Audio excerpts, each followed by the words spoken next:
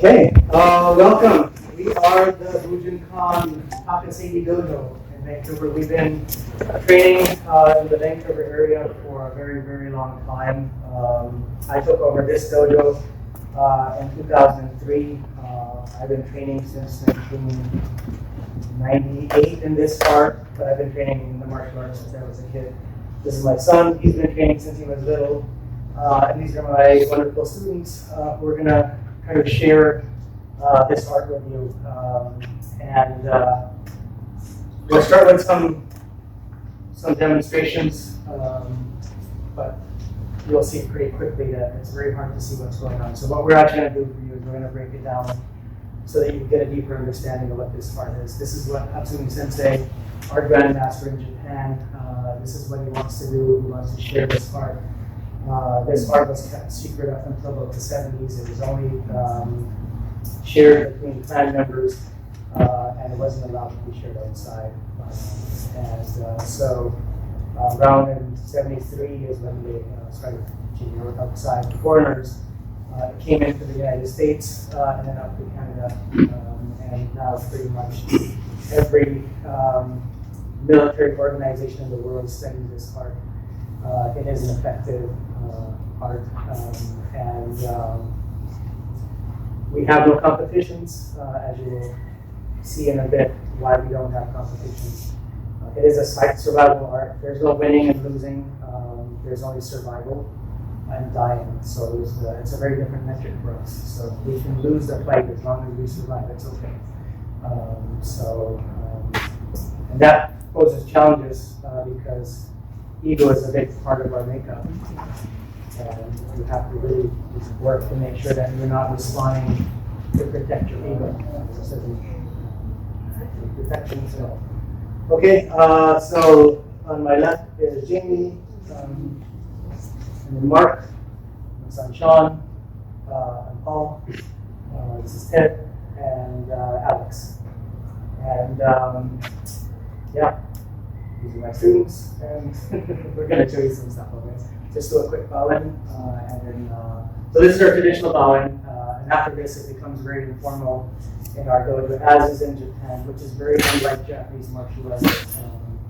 Hatsumi Sensei has studied abroad, and so he's amazing. He's a national treasure, I will also say. This martial art is the only martial art in Japan that's been recognized by the Emperor of Japan, and this martial art, Hatsumi Sensei in particular, has received special awards, very elite awards, recognizing this art and its importance to the world. Okay, nominations.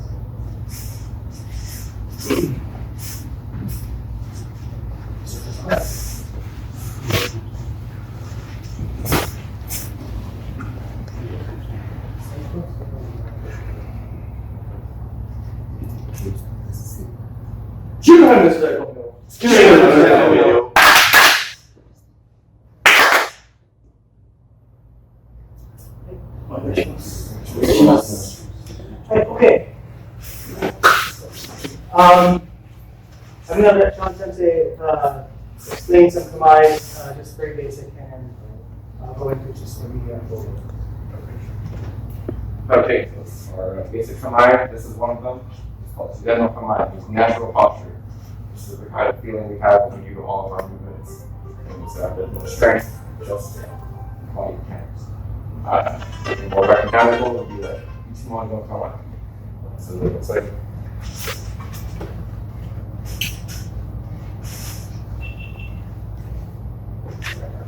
target to the left.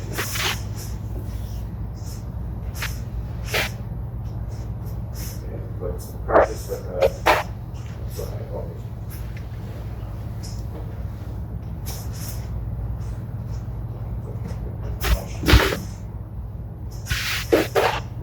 it's in the same posture. Simple way, same posture. So these are applicable in many different scenarios, but the idea is that we use the body's entire body through spine.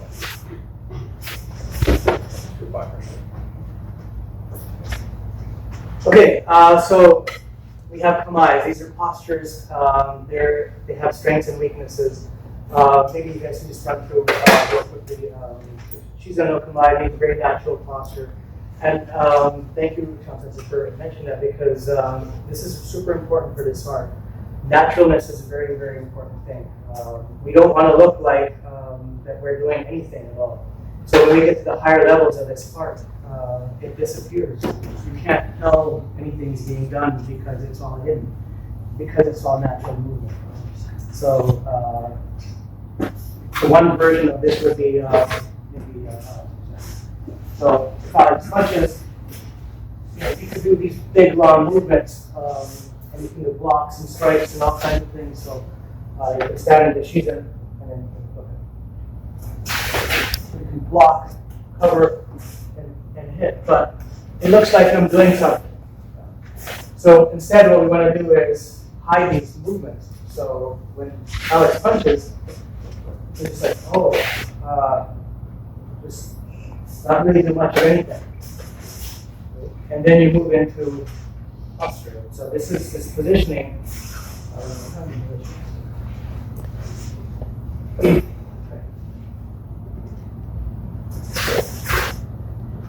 Just pull back.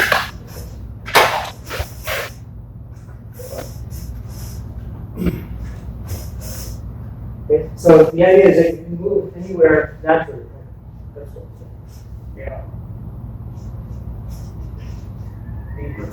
Yeah, go. Good. Excellent. Okay. I want you guys to see the timing that happens here. Okay? So it's all about this timing. Take me if you can. If I don't move, it's my fault. Okay, you guys are all witnesses. Okay, good. So one more time. So this is where the natural movement comes in. Little movement here. Very fast. Okay. Momentum. Go as fast as you can. As fast as you can. Takes almost nothing. Very light touch. Okay.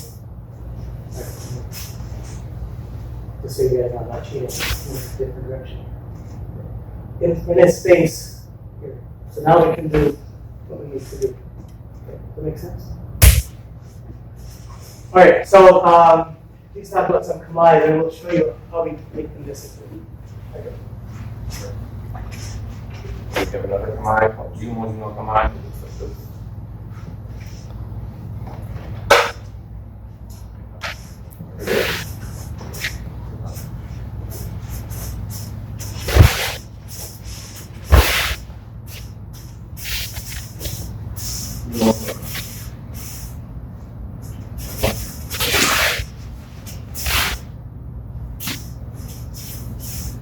Explain what's going on. Sure. The more I'm trying to punch in the face. I don't move like anything.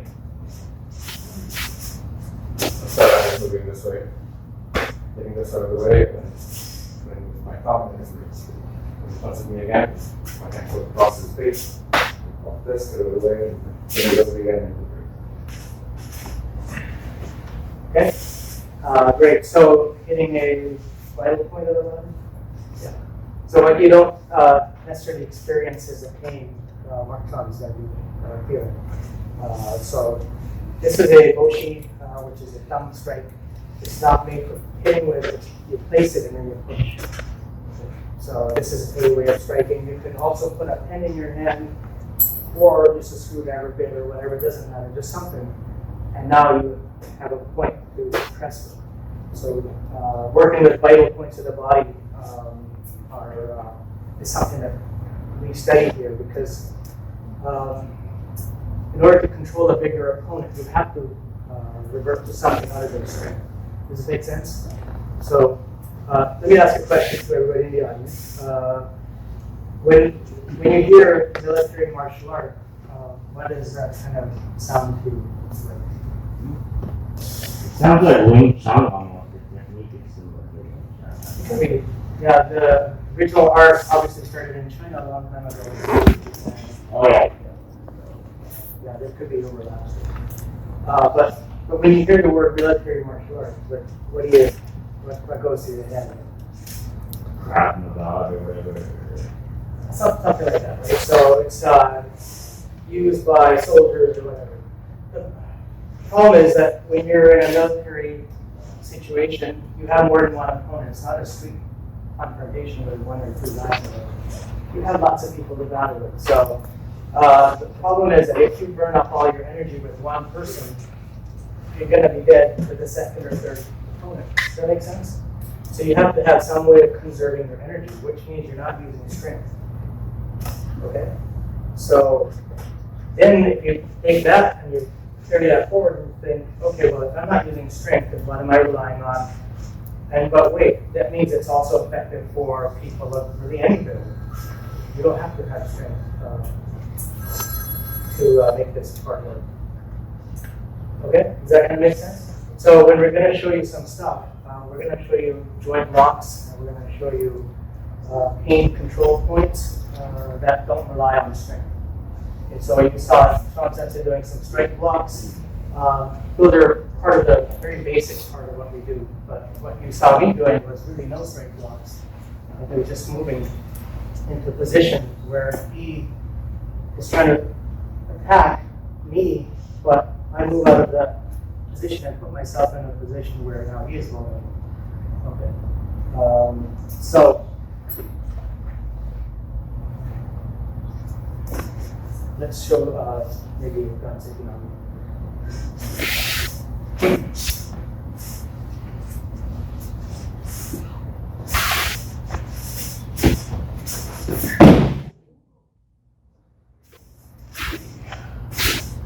So let me ask you, what did you see?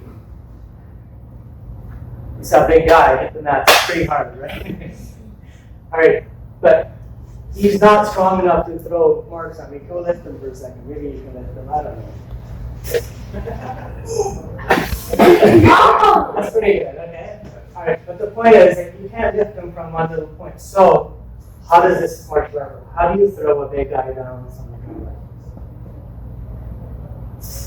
It's all team compliance. It's all joint locks and manipulation. Okay. Accommodation laws for that.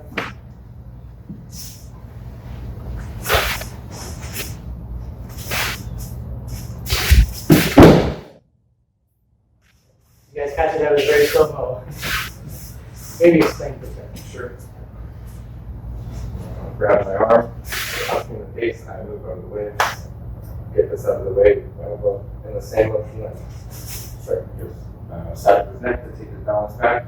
And in that move, you probably didn't see it. My hands went to the side, and now I'm just turning around in the spot to get into this position where his wrist on the back of my neck and my shoulder, not my arm, my shoulder, is behind his elbow.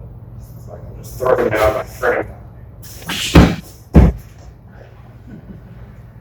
Okay, so it's an elbow lock. Still has elevation. Sure. You okay with your elbow? Say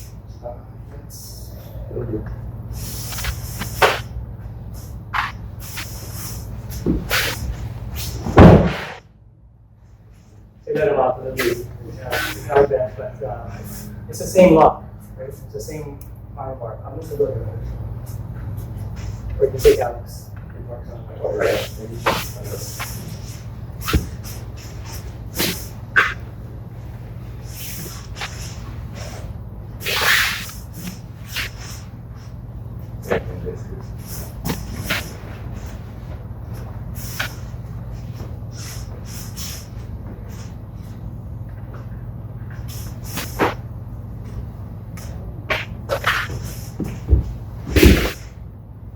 So these arm bars where you see a lot of it. Another one from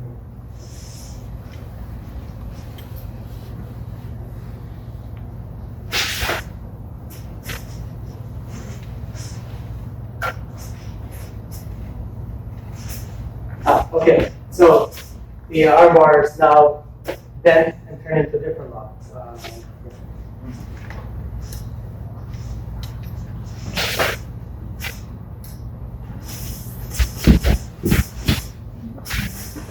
Okay, back to the Musa.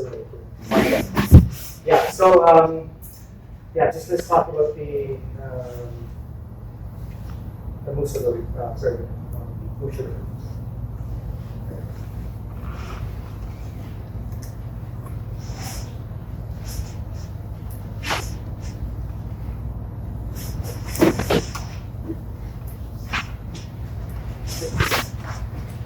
So it's shoulder lock. The way to attack at this point, I'm grabbing his arm up, my arms on my elbows behind his wrist, and my thumb going down on the outside of the arm. And when I go next to him, and this way, this turns his whole arm into this kind of lever that just affects his spine directly. When I swing back, he has no choice but to fall down. Okay, so different ways to lock the arms out. Jimmy, which was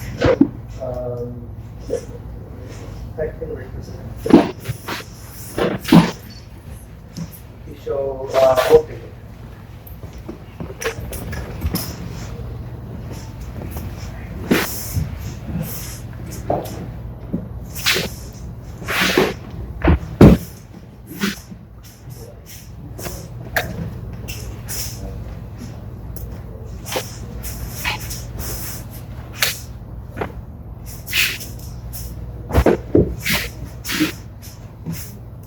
Hi, okay, talk about the wrist lock, what's happening? So in this case, he's grabbing me, and you notice that when he grabs me, I step back a little bit. Just that little step back brings his weight really forward. There could be a punch or not a punch, but I'm just interrupting him. I'm twisting his arm up so that even if he's grabbing really hard on my sleeve, by twisting his arm up, I'm kind of already starting to twist his spine, but I'm also able to jump down and push us off, even with the hard grip. From here, I'm switching my kamae, my foot posture. As I'm twisting, I'm basically causing lots of pain into the wrist here, and I'm just bringing it down with my body weight.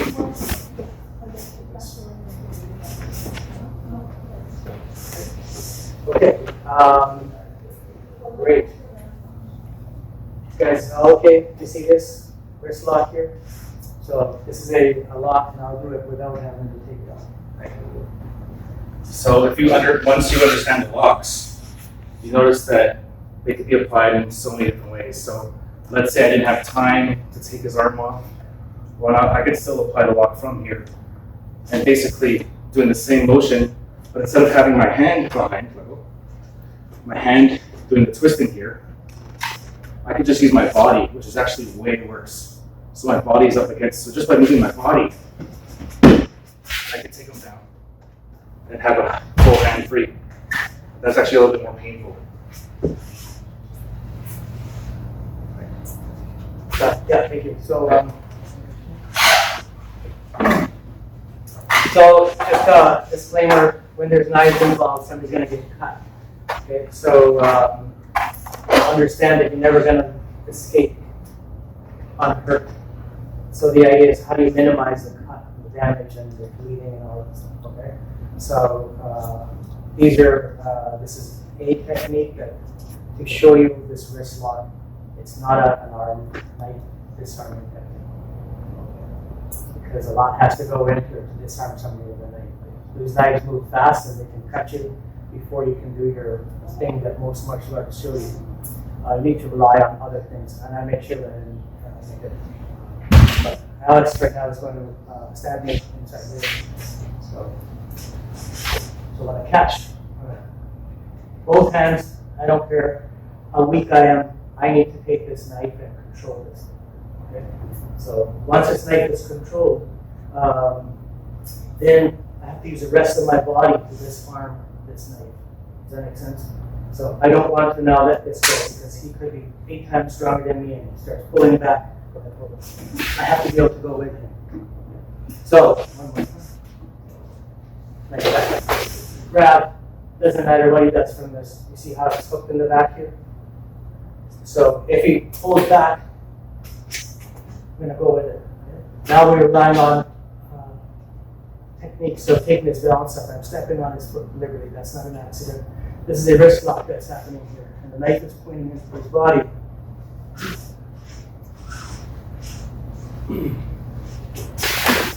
Catch. pull. The wrist lock. So I threw him by his wrist. He threw himself because of the pain. I'm not strong enough to throw him. Okay? One more time. Catch. Hit. If your hands are not working, hit. And then this is the wrist lock.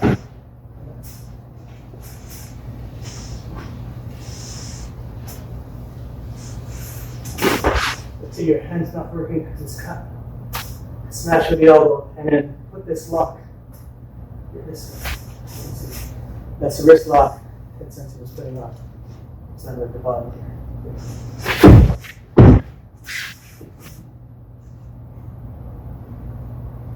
And then, let's see if I can show everybody.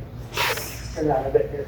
Do me a favor and lift your head up because it's going to hurt so everybody can see.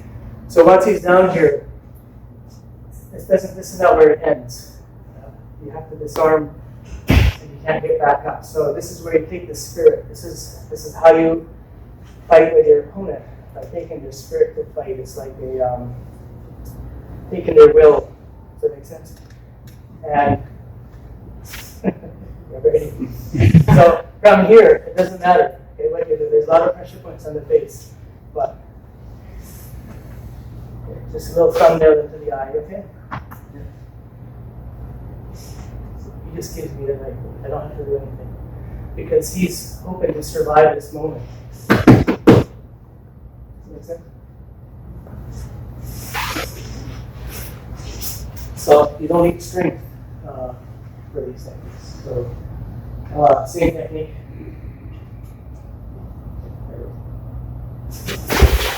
Here. This wrist goes up. Here. Okay. That's the technique you saw earlier. So shoulder's gonna go. I gotta watch where this thing goes. So there's a variant. It's gonna slide out this way here. Okay. So the idea is to break the arm. Not worry about the neck. Okay? Okay. Just wanted to share that with you just a little bit. So the applications of what you see, the basic blocks, they carry over. Please do one where you intercept the grab with you. Maybe Jamie.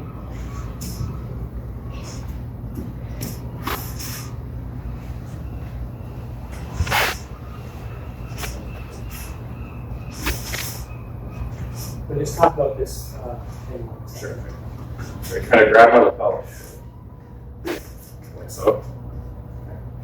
Except at the moment he grabs me, I'm going to replace my lapel with my hand.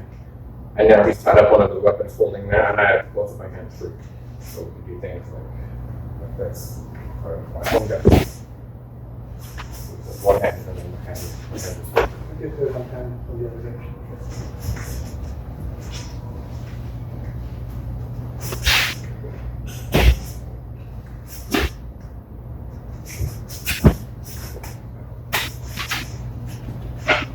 Okay. Yeah. So the problem is that when your opponent grabs you, he can pull you in and pound you, whatever, right? It's you get too close to this space. But these are our weapons. Yeah? So he's got one of his weapons tied. So this is how you kind of look at this equation and say, well, yeah, he's got me, but I got both of my weapons still. He's tied up one of his very important weapons, right?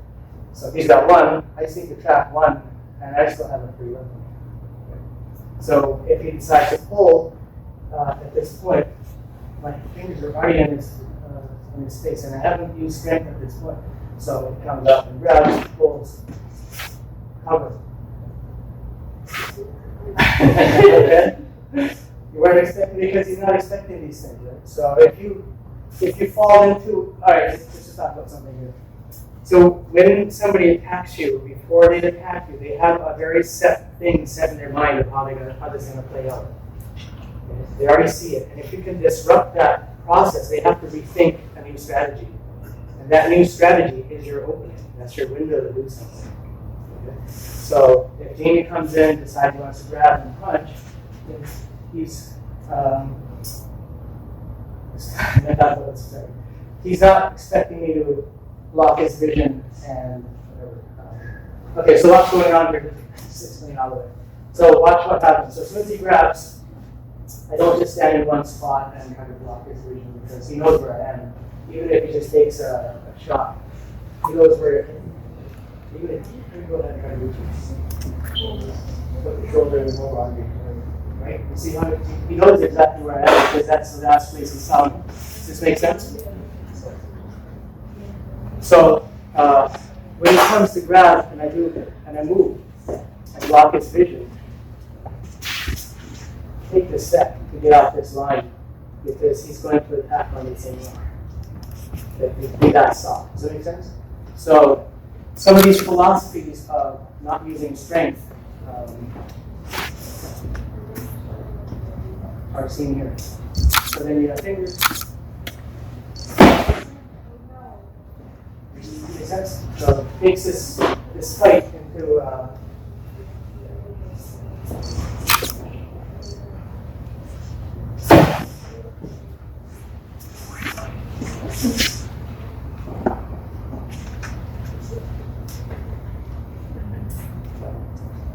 smaller panel.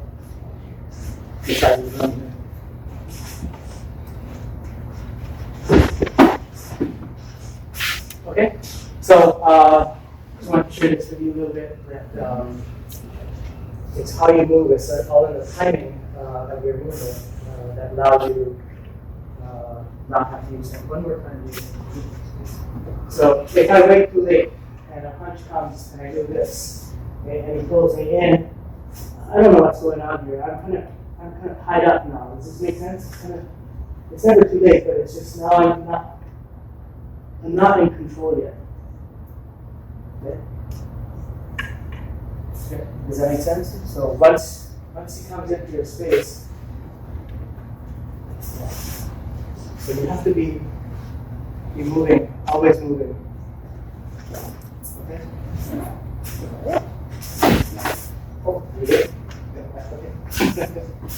All right. So fingernails, don't bite them. Keep them. They're useful. They're natural weapons. Mine aren't that long. Okay, so it doesn't take much. So let's say he comes to grab. Now, this arm in the way is an important concept because if he grabs me here and he pulls me, I'm kind of moving in. I got to do something. But if he comes in for this grab and you say, "Whoa," and throw this in the middle. Well, look how far I can move. So if he wants to now punch this face, I can move out of the way without having to do anything. So I'm getting ready for this one here, this one go. Okay? Make sense? One more time.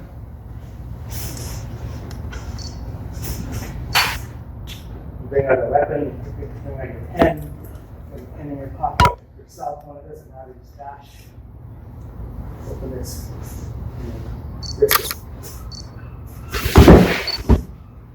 Okay.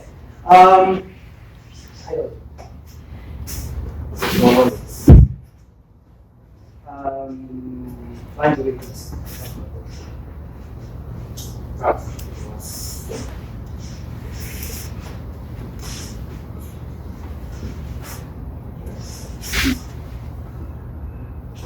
So at this point, Alex sounded very strong in this direction. So I'm linked in here to be able to resist my entire body weight because he's lined up in this direction. In this direction, he's not. Right? So basic concept, but sometimes hard to miss. So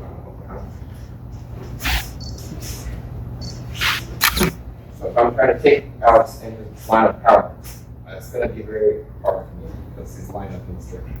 So what I can do instead is start to balance the other way and force him to take a step. Basically, anywhere where he doesn't have a foot, the other feet. You can't really just move it in that direction. You guys want to come in? There's a bench over here. You can sit down. You're welcome.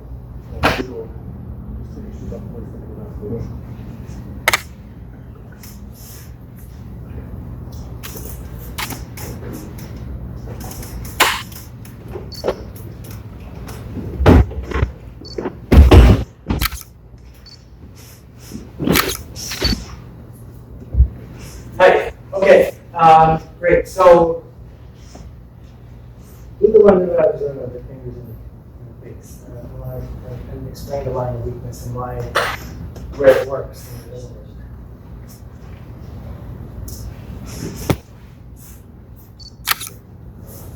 So at this point, if I can control its head, I want to control its head and put it in the direction where he can't resist the being there. So, for example, it's very tight. He doesn't have a foot behind him. So head's very heavy. To move the head, the entire body will move. Does that make sense? So,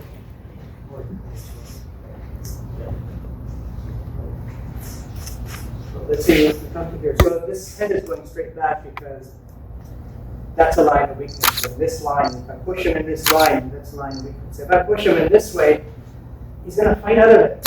I'm not strong enough to do this. I have to use maybe a pressure point on his neck to do this. Okay? But otherwise, if you just look at strength by itself and how the body is made, this line, so if I'm going to do this, and Alex takes a step, just one step. Okay. So his new line is here. Take another step. His new line is here. His new line is that way. Does that make sense? So you have to be constantly looking at this line of weakness in order to take his balance, because power comes from balance. It doesn't matter how strong he is. If he doesn't have this balance, he doesn't have anything to drive this power from. Okay? So this line of weakness is an important point of study. So,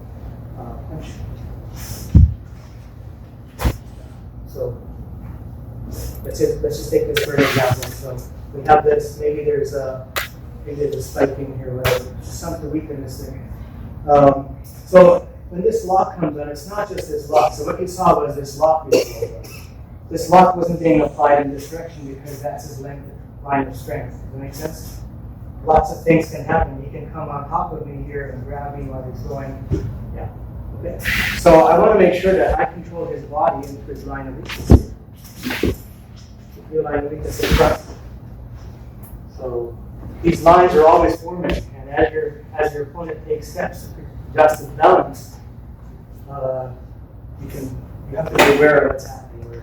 After a while, it becomes kind of easy to understand. Feel where it's getting into the deeper levels of his heart. It's done without strength, but you need something else. And what that something else is understanding these lines of weaknesses and how your opponent responds to pressure points and control it. Okay, we're running out of time here. We have about 12 minutes left in the demonstration. Can we do some conclusion? Right.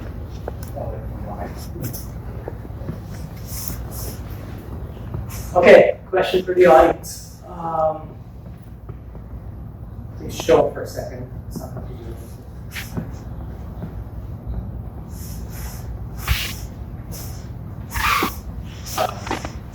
Do you want to put it on me? So this is not fun. Just hold it for a second. Just let him breathe for a second. Yeah, so. Hold up. All right, so let me ask this is a question for the audience, and you guys can do a little, like you're on a little rotating platform, so everybody can see what's going on. Yeah, thank you. Okay, so this is a lock. Okay, this is a lock. It's called Sankakujime, which means three. San is three. Kaku is a point, and Jime is a hold, a choke. Okay, so it's a 3-point choke. You see the MMA guys doing this a lot and choking somebody else. So my question to you is, how long does it take to choke him out? How long does he have before he starts blacking out? 1 second. 10 seconds. 10 seconds? 3 Anybody seconds. else? Else? 3 seconds. 3 seconds? 6, but maybe it could be prolonged if you did. Maybe. You guys are doing great. It is a matter of seconds. And you're right, if you have a little bit of strength or it's not quite in the right spot, you can fight it for a little bit longer, but really it's about 3, 5, 6 seconds, something like this, not much at all. So that head's going to pop off in a few seconds because blood goes up, your heart is strong, it pumps the blood up. But then in order to go down the other side that's being choked, all these vessels are being pressurized like a tire, and then that causes you to blackout because the blood can't drain out. Okay? So when you put this chokehold on, you have a few seconds before you pass out. So I want you guys to understand this time because most people will show you these crazy, I'm scratching your eyes out, I'm doing this thing, and you only have seconds, you don't have minutes, you don't have time to figure out where this guy's head is or his hair you want to grab, whatever. Does that make sense? You guys understand the problem? So it's always been explained, you got lots of time, just go in and reach and go and stomp on the foot, whatever. Like, these are all, they're okay, but you don't have time for this. Okay, I challenge you, just get somebody to choke you out and see how long you actually have. Okay? All right, so, anyways. So before we put it on, I will give myself 1 or 2 extra seconds, like quick, just whenever I feel something come behind me, I naturally will put my chin down. So right now it's not fully on, but if at the mark being strong, you can really put it on. Okay, so I don't make much time. So I'm just gonna do it and maybe explain it after.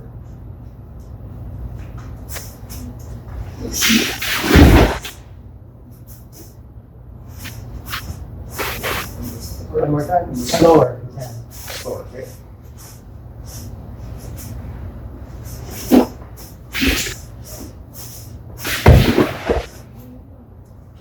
Okay, so a little bit of Taikan. You got hips to hip. All right, it's okay. It's okay. But I also, because you're a bigger guy, it's easier. All right, let's show another version. Thank you.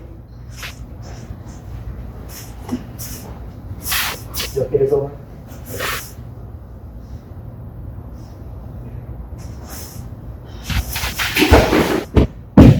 All right, could you explain that to me?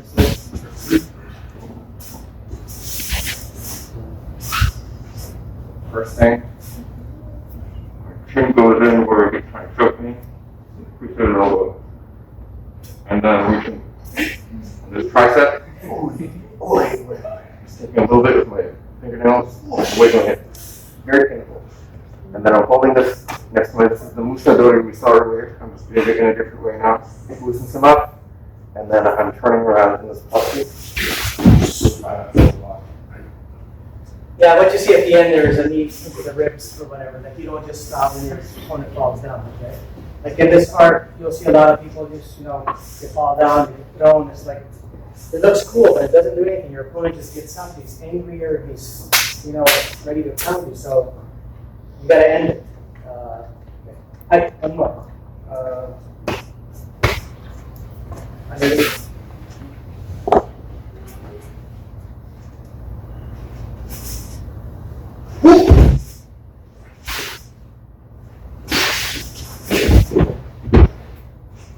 Okay, obvious one. Okay, you guys all see this? One more time.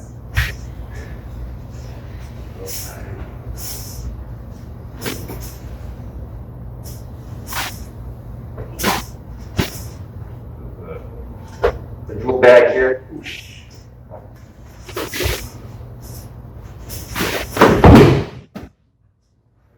So once you understand the foundations, those blocks and throws, then whatever kind of shows up, you go from there. You don't have to pre-plan this stuff.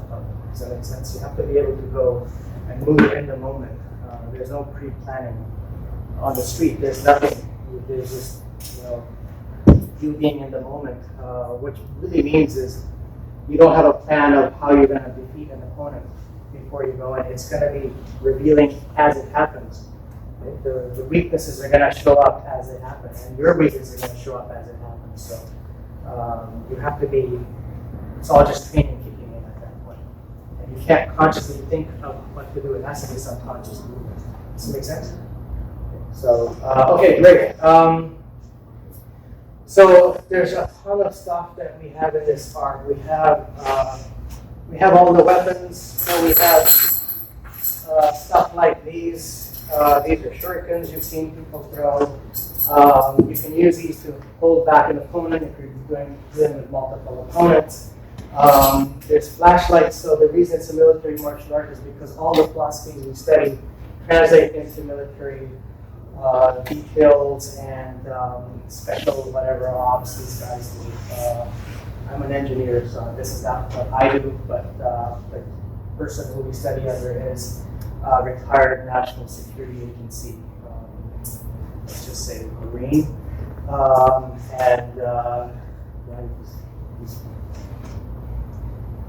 there's a story he was telling us that they were allowed to go on a special detail, security detail, but they couldn't take any weapons. At the end, their superiors only agreed to them taking flashlights. So this is what they took, was flashlights into overseas mission.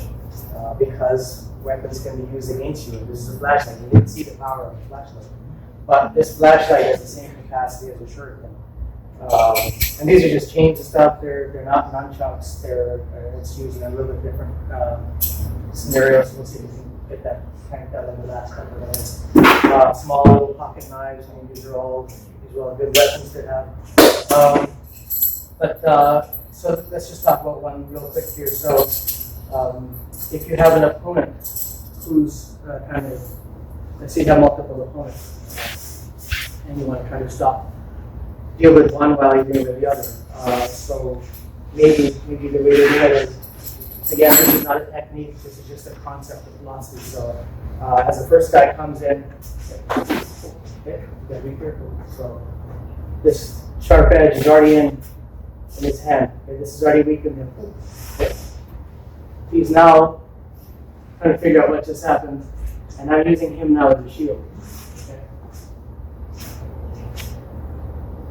Okay, so this is a way of dealing with opponents. We won't get into too many details, but the rule is you try to make the multiple opponents look like a single opponent. So line them up that we only deal with one guy instead of 3 people. Okay. The other way to do this is as the first guy comes here, stop the second guy. All right. Maybe it's this way. And then you go with the first guy and then. Okay, we got to be careful because there's windows out there. Yeah, so then the flashlights come in the same kind of a capacity where you have multiple opponents. I'm going to just run this across so you guys can see how blind this is.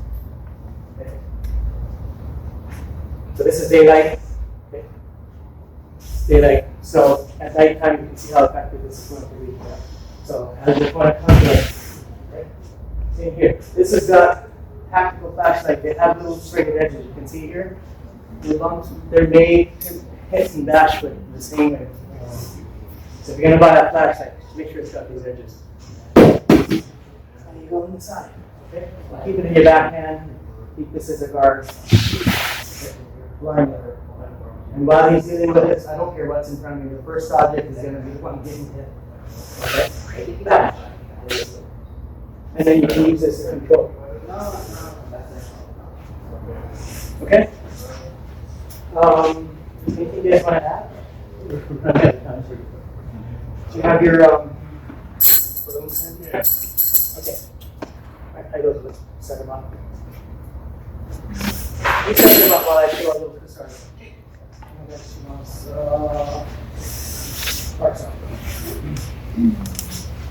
So a little chain weapon, not much.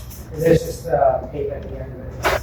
Okay, so it's going to show you. It doesn't have to be this. It could be a pen. You don't have to have a chain attached. So maybe come in for headbutt. Okay, so it doesn't really matter. We're making up these scenarios. The idea is that you've got a weapon, you've got all your hands are available, so guard, check. Okay? So even if he pulls you in,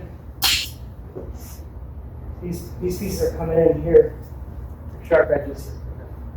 Okay. Right. He's walking into this point. So that make sense? We use elbows to control. Targets open up.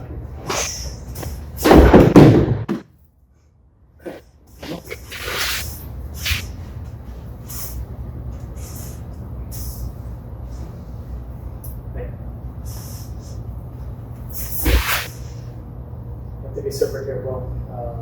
So while he's still coming in, what I realize is there's a chain in front. Elbows are blocking.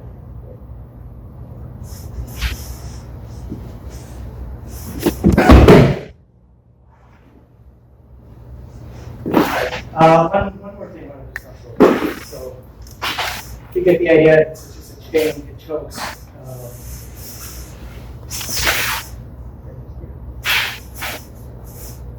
Wrapping. Whoosh.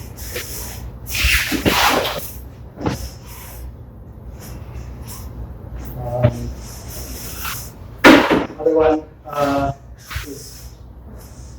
comes in for yeah. So these are little weapons you can use. They're just here. Does that make sense? So comes in for that. Okay. Gives me his hand. This doesn't matter. Give me the other one.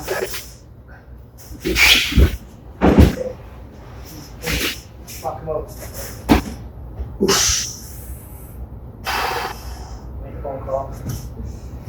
Order pizza. Okay. Make sense? So you want to have a martial art that serves you when you're older. Doesn't rely on strength and speed and power and strength. That's this art. That's why it's an important art, and everybody studies it because you don't need strength.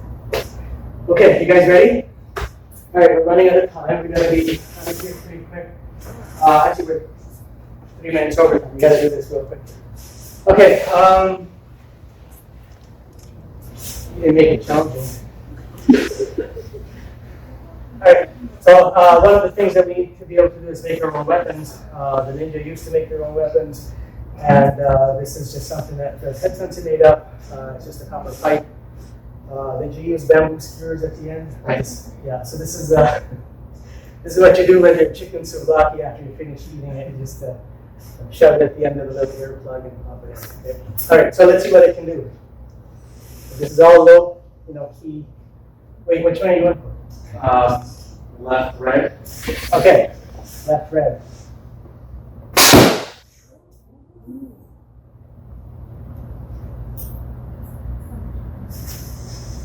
Which one? Right, red. Right, red, okay. If you can see how fast this thing goes, it's just blown air.